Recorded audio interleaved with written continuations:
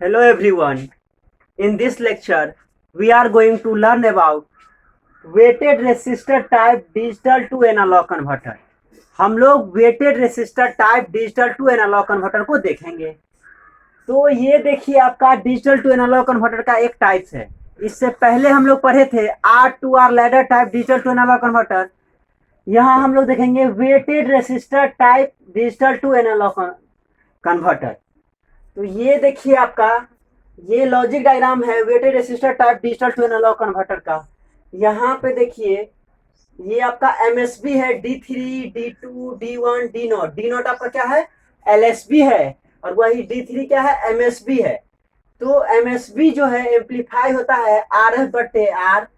आपका D2 जो amplified होगा RF/2R। फिर आपका D1 एम्पलीफाइड होगा RF/4R और D0 एम्पलीफाइड होगा RF/8R। तो यहाँ पे हम लोग ओपैम का यूज करते हैं, वेटेड रेसिस्टर में ओपैम का यूज करते हैं। तो चलिए यहाँ देखते हैं द ऑपरेशनल एम्पलीफायर, जिसको हम लोग शॉर्ट में क्या बोलते हैं? Opamp. Operational amplifier is use to produce a weighted sum of the digital input. हम लोग ऑपरेशनल एम्पलीफायर का यूज करते हैं weighted resistor digital to analogue converter में। जो क्या होता है आपका वेटेड सम प्रोड्यूस करता है डिजिटल इनपुट का। जो आप डिजिटल इनपुट अप्लाई करते हैं उसके इक्विवेलेंट वेटेड सम को प्रोड्यूस करता है। Where the weights are proportional to the weights of the bit position of input. जहां पे क्या होता है वेट्स जो होता है उसका पोजीशन का जो वैल्यू होता है, जैसे कि D3 का D2, D1, D0 ये आपका है। तो यहाँ पे जो आपको आउटपुट जो प्रोड्यूस होगा, जो वेट आपका आएगा ऑपरेशनल एम्पलीफायर का, वो क्या होगा आपका प्रोपोर्शनल होगा। जो आपका बाइनरी जो आप बीट पोजीशन जो होगा इनपुट का, जो हम लोग बाइनरी यूज कर रहे हैं उसके प्रोपोर्शनल होगा। Since the opamp is connected as an inverting amplifier, opamp को हम लोग ऑपरेशनल एम्पलीफायर को हम लोग इन्वर्टिंग एम्पलीफायर की तरह कनेक्ट करते हैं। देखिए यहाँ पे क्या किए हैं, नॉन इन्वर्टिंग एम्पलीफायर को हम लोग ग्राउंड किए हैं और इन्वर्टिंग एम्पलीफायर से हम लोग इसको कनेक्ट किए हैं। इन्वर्टिंग एम्पलीफायर जो आपका माइनस है ये आपका इन्वर्टिंग एम्पलीफायर है, ये इन्वर्टिंग टर्मिनल है और ये आपका नॉन इन्वर्टिंग टर्मिनल है। तो इन्वर्टिंग टर्मिनल से हम लोग अप्लाई किए हैं। Each input is amplified by a factor equal to the ratio of the feedback resistance divided by the input resistance to which it is connected।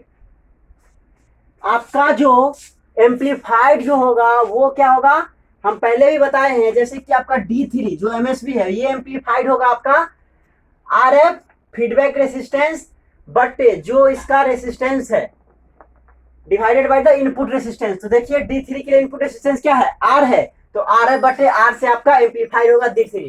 वही आपका D2 amplified होगा RF/2R से, D1 amplified होगा RF/4R से और D0 amplified होगा RF/8R से।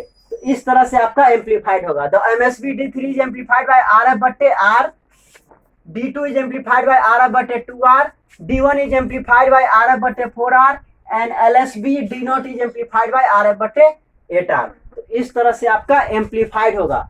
तो फाइनली जो आपको आउटपुट वोल्टेज आएगा वो क्या हो जाएगा, V out is equal to minus D3 plus 1/2 D2 plus 1/4 D1 plus 1/8 D0 into RF/R feedback resistance बटे इनपुट रेसिस्टेंस। तो ये आपका फाइनली आउटपुट वोल्टेज आ जाएगा। ये आपका आउटपुट वोल्टेज आएगा जो क्या होगा, एनालॉग वोल्टेज होगा, क्योंकि आपका डिजिटल टू एनालॉग कन्वर्टर है। आपका इनपुट क्या है, डिजिटली में है D3 D2 D1 D0, ये आपका क्या होगा, बाइनरी वैल्यू रहेगा और आउटपुट आपका फाइनली क्या होगा, एनालॉग होगा। तो इस तरह से आपका weighted resistor type digital to analogue converter काम करता है। हम लोग देखे यहाँ पे ऑपरेशनल एम्पलीफायर का यूज करते हैं। जो वेट होता है वो आपका इनपुट बीट जो है उस पर डिपेंड करता है। जैसे कि आप देखिए D3 में यहाँ पे है, D2 के लिए क्या है 1/2 से हम लोग मल्टीप्लाई किए, D1 के लिए 1/4, D0 को 1/8। यहाँ पे रेसिस्टेंस देखिए D3 में R आपका इनपुट रेसिस्टेंस है, D2 में 2R है, D1 में 4R है और D0 में 8R है। इस तरह से आपका ये आपका एक्सप्रेशन भी आता है। तो वो वेट्स पे वैल्यू करता है, जो आपका इनपुट रेसिस्टेंस और इनपुट वैल्यू किस तरह से आप दे रहे हैं उस तरह से आपका ये आउटपुट वोल्टेज आता है। तो ये था आपका weighted resistor type digital to analogue converter.